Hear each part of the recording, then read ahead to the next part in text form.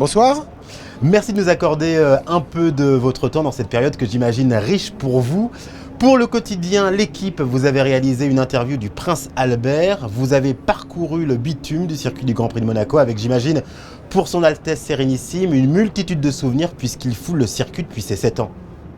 Effectivement, on est parti donc bien entendu de la ligne de départ et on a cheminé une grande partie donc, de ce circuit où effectivement à chaque endroit lui revenaient des souvenirs, et ce qui était intéressant c'était que l'essentiel des souvenirs étaient des souvenirs personnels. Quand il nous raconte qu'il allait se baigner là où est aujourd'hui le Yacht Club dans une petite crique, en fait un petit endroit avec des rochers qui s'appelait le Calypso. Il y avait un petit restaurant bar juste au-dessus.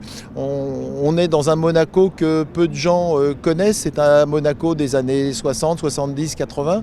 Quand il nous parle de la main au collet et du restaurant où a été tournée une scène qui est aujourd'hui le restaurant qui fait l'angle à la Rascasse, voilà autant de souvenirs qui nous amènent en fait à un échange avec son Altesse Sérénissime sur son intimité, sur sa sensibilité, plus que de parler de Formule 1.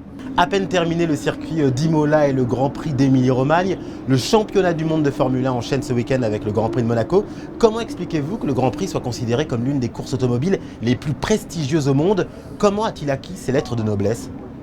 Écoutez, il suffit de regarder la légende de la triple couronne. Il y a 3 courses au monde que tout pilote souhaite un jour remporter. C'est les 24 heures du Mans en endurance. En IndyCar, vous avez les 500 miles d'Indianapolis. Et en Formule 1, vous avez le Grand Prix de Monaco. Ce sont des trophées mythiques, ce sont des courses mythiques. Vous avez, et on le voit derrière moi, un panorama unique au monde. Vous avez une course qui est extraordinaire puisqu'elle se déroule dans une ville où on a à peine une difficulté totale à imaginer qu'on puisse disputer une course automobile, qu'on puisse pendant 70 tours aller se frotter à 2-3 cm des murs, à 2-3 cm des barrières de métal. On est là face à un travail d'artistes, ce sont tous des Mozart du pilotage.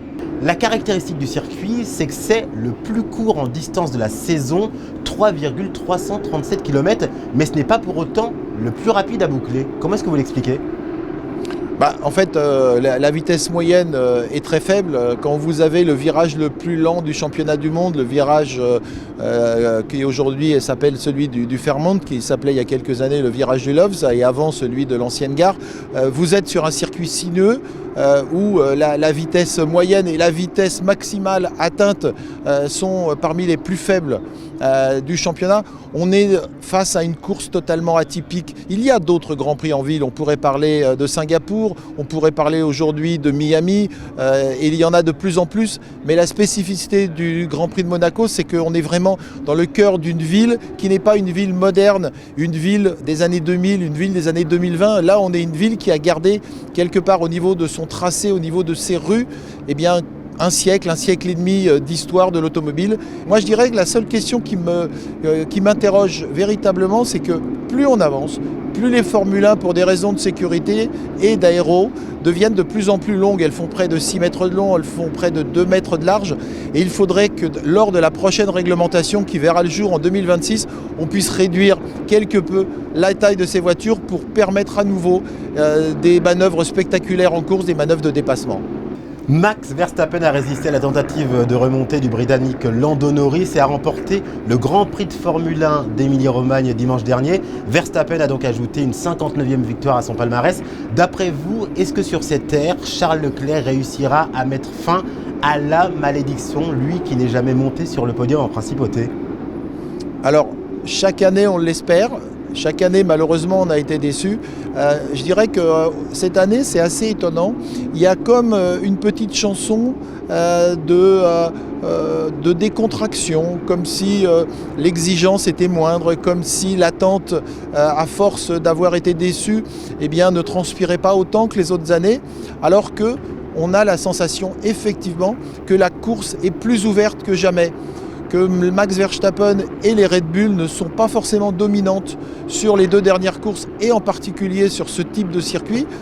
Et c'est peut-être l'année où on parle moins de Charles, on parle tout simplement d'une course où il y a 7, 8, 9, 10 voitures qui peuvent potentiellement s'imposer. Ben, c'est peut-être cette année, justement, en mettant moins la pression à Charles, que Charles va offrir à tous ses compatriotes une victoire que tout le monde attend, bien évidemment, en principauté. Merci d'avoir pris le temps de répondre à nos questions, Monsieur Bilderman. Merci à vous.